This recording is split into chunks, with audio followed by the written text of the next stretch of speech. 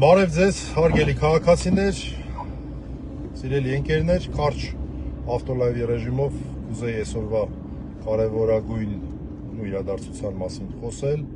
մասնավորապես այն, որ փաստաբան Արա Զոհրաբյանը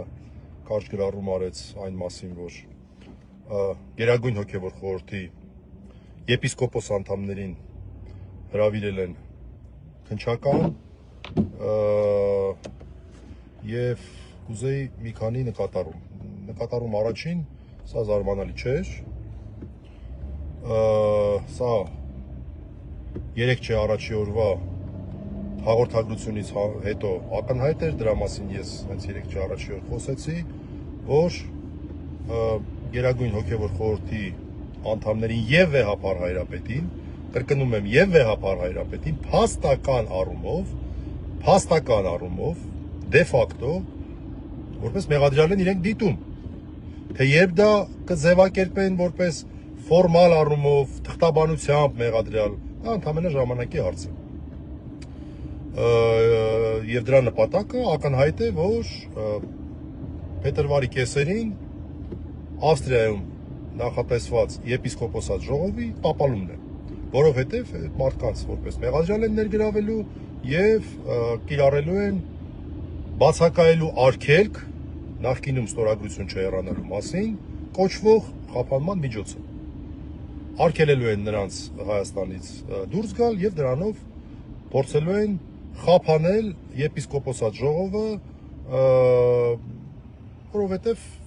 իրենց քաղաքական գիծն այն է, որ եպիսկոպոսատ ժողովը չպետք է կայանա, որովհետև իրենք ենթադրում են, որ մտավախություն ունեն եպիսկոպոսատ ժողովի արդյունքների մասով։ Խոսքը վերաբերում է տիրադավ խմբակին, իրականում տիրադավ խմբակին էլ չի վերաբերվում, քաղաքական նրանց ստերերին է վերաբերվում, ովքեր որ այս ամեն ինչի կազմակերպիչներն են Հայաստանի ղեկավարության մասով, Նիկոլ Փաշինյան եւ նրա ղեկավարները, Փաշազադե եւ այլն։ Այսինքն այս Փաշազադե-Փաշինյան ծրագիրը որոշում է կայացրել, որ եպիսկոպոսատ ժողովը պետք է ամեն գնով խափանել եւ դրա ճանապարհ են ընտրել այս խայտառակ քրեական վարույթը։ Շատ կարևոր հանգամանք եպիսկոպոսներին ես նայեցի, կարծեք 6 եպիսկոպոսի մասին է խոսքը։ Եպիսկոպոսներին հրավիրում են ոչ թե որպես վկա, այլ միանգամից որպես մեղադրյալ։ Տեսեք, իրանց տրամաբանությունը մի հատ փորձենք, իրենց խայտառակ տրամաբանությունը փորձենք հասկանալ։ Իրանք համարում են, որ տեղի է ունեցել դատական ակտի օրինական ուժի մեջ մտած դատական ակտի չկատարման փաստ, կապված Արման Սարոյանի նախկին տեր Գևորգ Սրբազանի ավելի ճիշտ հետ, եւ կատարողով է վեհապար հայրապետը, տնօրինություն իրականացնողն է վեհապար հայրապետը, բայց նրանք նաեւ դրդիչ են համարում Գերագույն հոգևոր խորհրդի ըստ էության բոլոր անդամներին, որոնք որ ըստ իրենց դրդել են վեհապար հայրապետին կատարելու այդ տնօրինությունը։ Հա, բայց Գերագույն հոգևոր խորհուրդը կոլեկտիվ մարմին է եւ այնտեղ ես չգիտեմ, չեմ կարող ասել, բայց այնտեղ կարող է քննարկում ա եղել, մեկը կողմ ա եղել, մեկը դեմ ա եղել, չգիտեմ, կարող է բոլորը կողմ են եղել, այդ չես կարող ասել։ Հա, բայց մի հատ մարդուն որպես վկա չես կանչում, հարցակնես, հասկանաս, թե ինքը ինչ դիրքորոշում ունի դրա հետ կապված։ Միանգամից մեղադրյալ, որ միանգամից սահմանափակեն նրանց Հայաստանից դուրս գալը։ Խոսքը վերաբերում է 6 եպիսկոպոսների եւ այդ թվում նաեւ թեմական առաջնորդների մի խոսքով, եթե չեմ սխալվում, խոսքը վերաբերում է Հայկազուն Սրբազանին, Վահան Սրբազանին, Մակար Սրբազանին, Նաթան Սրբազանին, Մուշեղ Սրբազանին եւ 6-րդը ով էր։ Մի խոսքով 6 սրբազանների, ես այդպես էի հաշվել։ Այս ամբողջ, նորից ասեմ, նորից կրկնեմ, այս ամենի տրամաբանությունն այն է, որպեսզի մարդկանց արգելեն Հայաստանը լքել։ 50-ից մի փոքր ավել եպիսկոպոսներից 4-ը արդեն կալանավորված են շինծու գործերով եւ ոչ պակաս շինծու գործով 6 ուրեմն եպիսկոպոս էլ հիմա նույնպես հայտնվում է մեղադրյալի աթոռին, փաստորեն հայկական կոչվող պետությունը իր սահմանադրական կարգավիճակ ունեցող մայր եկեղեցու 50-ից ավել եպիսկոպոսներից 10-ին պաշտոնապես տալիս է մեղադրյալի կարգավիճակ։ Ինչն է հետաքրքիր, Կարծեք թե ըստ Արա Զորաբյանի նշածի Գերագույն հոգևոր խորհրդի միայն հոգևորական անդամներին, եպիսկոպոս անդամներին են հրավիրել։ Այս պահի դրությամբ։ Ինչը նույնպես հետաքրքիր փաստ է, հաշվի առնելով այն քաղաքական նպատակը, որ դրանք կատարում են։ Սա է, եւ երբ որ մենք ասում ենք, որ Հայաստանի Հանրապետությունը օր-օրի դադարում է հայկական պետություն լինելուց,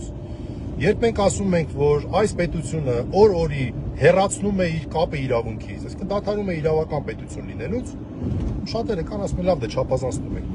Այս հարցի հետ կապված ցանկացած ձևաչափով ես անձամբ պատրաստ եմ քննարկման, բաց, փակ եւ այլն։ Ոնց կարելի է սա համարել առհասարակ քննարկման առարկա հարց են, չեմ ասում, քրեական իրավունքի տիրույթում գտնվող հարց։ Գերագույն հոգևոր խորհուրդը իր գործառույթն է իրականացրել, նիստ է գումարել, որոշումներ է կայացրել։ Սրանից ավելի ուղղակի միջամտություն որևէ կրոնական կազմակերպության էլ չեմ ասում, Հայաստանի Հանրապետության մասով սահմանադրական կարգավիճակ ունեցող կրոնական կազմակերպության դա հնարավոր է թե չէ։ Ուղղակի հնարավոր չէ։ Ուղղակի այլ բան հնարավոր չի պատկերացրել։ Եվ նորից ասեմ, փաստական առումով խոսքը վերաբերում է նաև Վեհապար Հայրապետին, դա ուղիղ նշված էր 3 առաջորդվա հայտարարության մեջ, քննչականի հայտարարության մեջ։ Տեսեք, քրեական վարույթ նախաձեռնողը, որ ափալ-թափալ արեցին, քննչական կոմիտեն է, մեղադրանքի որոշում կայացնողը դատախազությունն է։ Այսինքն այս հալածանքի շղթայի մեջ մենք ունենք հետևյալ օղակներ, մի հատ հիշենք։ Նախ քաղաքացիական դատարան, որը կայացրեց խայտառակ հակաիրավական հայցի ապահովման միջոց։ Մի հատ փոքր նկատառում ի դեպ այդ հայցի ապահովման միջոցի հետ կապված, որի տեքստը քննչականը հրապարակել էր, ասում է չխոչընդոտել բանի հետ, Արմանի կողմից թեմական առաջնորդի գործառույթի իրականացմանը։ Հա, բայց դու ոնց կարող ես խոչընդոտել մի բանին, որը այլևս գոյություն չունի։ Հիմա եթե հայցի ապահովման միջոց լինի, չխոչընդոտել Ռուբեն Մելիքյանին իրականացնել Արցախի Հանրապետության մարդու իրավունքների պաշտպանի գործառույթը, դա իրագործելի բան է։ Դա իրագործելի բան է։ Չեմ հանդիսանում, չէ։ Նույն կերպ չէր հանդիսանում այդ Արմանը, այն ժամանակ դեռ ուրեմն այն ժամանակ դեռ Գևորգ Սրբազանը չէր հանդիսանում։ Ոնց է հնարավոր խոչընդոտել։ Երկրորդը, իսկ առաջին բաղադրիչը քաղաքացիական դատարանն է։ Երկրորդը, հարկադիր կատարման ծառայություն։ Հարկադիր կատարման ծառայություն, այդ դուք ոնց տենց միանգամից որոշում կայացրեցիք, որը որ հանցագործության մասին հաղորդումն է տվել։ Դուք այդ ոնց միանգամից որոշում կայացրեցիք, որ Գերագույն հոգևոր խորհրդի առաջարկությամբ Վեհապար Հայրապետի կողմից տնօրինությունը խոչընդոտում է, այսինքն իրենից ներկայացնում է այդ դատական ակտի չկատարում։ Այդ ոնց կատարեցիք։ Այդ դուք աստվածաբաններ եք, այդ մի ստանդարտ իրավիճակ է, չէ՞։ Այդ դուք միանգամից րոպեների ընթացքում նման որոշում ոնց կայացրեցիք։ Դուք ոնց եք հոգևոր, այսինքն կարգի հետ կապված հարցը կապում ինչ որ աշխատանքային վեճի հետ։ Աշխատանքային վեճ է, չէ՞, մարդը ասում է, աշխատող եմ, ինձ ոչ ճիշտ ձևով աշխատանքից հետո աշխատանքային եք, չէ՞ դիտել։ Դուք այդ հետևությանը ոնց եկաք։ Հազարը մի եւ նաեւ պրակտիկայով բազմաթիվ նման օրինակներ կան, որ օրինակ կարող են դիմել դատարանին պարզաբանում պահանջել, կարող են ասել դա իրագործելի չի, ոնց կարող են խոչընդոտել մի բանի, որ արդեն գոյություն չունի։ Չէ, միանգամից դիտեցին դա հանցագործություն եւ դիմեցին քննչական։ Երրորդ օղակ քննչական մարմին, որը նախաձեռնեց այս վարույթը, էլի շատ արագ եւ միանգամից հաղորդագրություն տվեց, 4-րդ օղակ դատախազություն, որը քրեական հետապնդում է հարուցել հայ առաքելական եկեղեցու, ոնց հաշվեցի 6 առնվազն նվիրապետի նկատմամբ։ Առնվազն 6 նվիրապետի նկատմամբ։ Նաթան Սրբազան, Մուշեղ Սրբազան, Հայկազուն Սրբազան, Վահան Սրբազան, Մակար Սրբազան, 6-րդին չկարողացա հիշել։ Կիրակոս Սրբազան 8-րդը, չգիտեմ։ Այսինքն սա որ բացահայտ ցցում փաստ է, որը հերթական հալածանքն է հայ եկեղեցու նկատմամբ։ Եվ ցանկացած րոպե կարող ենք սպասել, որ նույն խայտառակությունը կարող է իրականացվել ամենայն հայոց կաթողիկոսի նկատմամբ, ու ես շատ հետաքրքիր էին ով է ստորագրելու այդ որոշումը դատախազությունից առաջի հերթին։ Դե դատախազությունն է քրեական հետապնդում հարուցողը։ Ում են դնելու այս ծանրագույն մեղքի տակ։ ամենայն հայոց կաթողիկոսին մեղադրյալ ճանաչելու։ Ով է այս թուղթը ստորագրելու։ Անկամ բոլշևիկյան իշխանությունը, որ ծանրագույն հալածանքներ էր իրականացնում, իրեն թույլ չտվեց մեղադրյալ ճանաչել ամենայն հայոց կաթողիկոսին։ Այդպիսի բան իրենց թույլ չտվեցին։ Վատ բան արեցին, ծանրագույն հալածանքներ, բայց մեղադրյալի աթոռին չնստեցրեցին։ Հայ առաքելական եկեղեցու ամենից վերջի շրջանում հայ առաքելական եկեղեցու, այսպես ասած, երբ որ պետությունները իրավական պետության եւ այլն այս խաղապարների ներքո էին, հայ առաքելական եկեղեցու որևէ գահակալ չի եղել մեղադրյալի աթոռին։ Հայ առաքելական եկեղեցու գահակալի գահը Սուրբ Թադեի, Սուրբ Գրիգոր Լուսավորչի գահն է, մեղադրյալի աթոռը չէ։ Եվ ով է այդ ծանրագույն մեղքի տակ մտնելու։ Ով է այդ ծայրագույն մեղքի տակ մտնելու։ Այսքանը մենք սպասենք նաև փաստաբաններից տեղեկություններ եւ լրացուցիչ, եթե վերլուծելու կարիք լինի, մենք վերլուծություններ կանենք, այն որ բացահայտ հալածանք է, բացահայտ հակահայ եւ հակաիրավական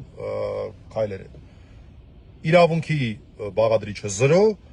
հայկականության բաղադրիչը 0, տարբեր ուղղություններով, ել չեմ խոսում զինված ուժերի առաջնորդության հետ կապված իրավիճակի մասին։ Տեսեք,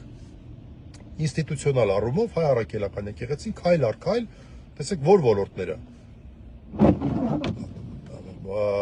Եկեղեցու պատմություն, կրթության ոլորտ, զրոյացավ։ Հեռահաղորդակցություն, այսինքն հեռուստատեսության ոլորտը, շողակաթ հեռուստաընկերություն, ամենայն հայոց կաթողիկոսի իրավունք կամ չգիտեմ ինչպես դա ավանդույթ, որ նոր տարվա գիշերը ուղերձով դիմում է ժողովրդին, վերացավ։ Հարկային եւ այլ ոլորտում սեփականության իրավունքի հետ կապված բազմաթիվ հայտարարություններ։ Զինված ուժերի ոլորտում որը ասես։ Այսինքն այս մարդիկ քայլ առ քայլ հայ առաքելական եկեղեցու նկատմամբ այս սկզբից տենց հալածանքի տպավորություն կարող է ամենաառաջի որոշումը իրենց որն էր, հիշում եք, մերժեցին ամենայն հայոց կաթողիկոսին պետական պաշտպանությունը։ Սա է, մարդիկ ովքեր որ դեռևս ինչ որ պատրանքներ ունեն, պետք է հասկանան, ընտրության հարց է, կարող է իրենք այդպես են ընտրում, այդպես են ճիշտ համարում։ Հայ առաքելական եկեղեցու օրինակը լակմուսի թուղթ է, որպես հայկականության առանցք, որ այս մարդիկ հայկականությունը վնասող մարդիկ են, մեր տան հիմքերը քանդող մարդիկ են։ Նաեւ իրավունքի հիմքերն են քանդում, դա էլ որպես իրավաբան ասեմ, բայց նույնիսկ սա երկրորդական այս համատեքստում կհամարի։ Այս մարդիկ հակահայ քաղաքականություն են իրականացնում, բացահայտ։ Այսքանը, հաջողություն։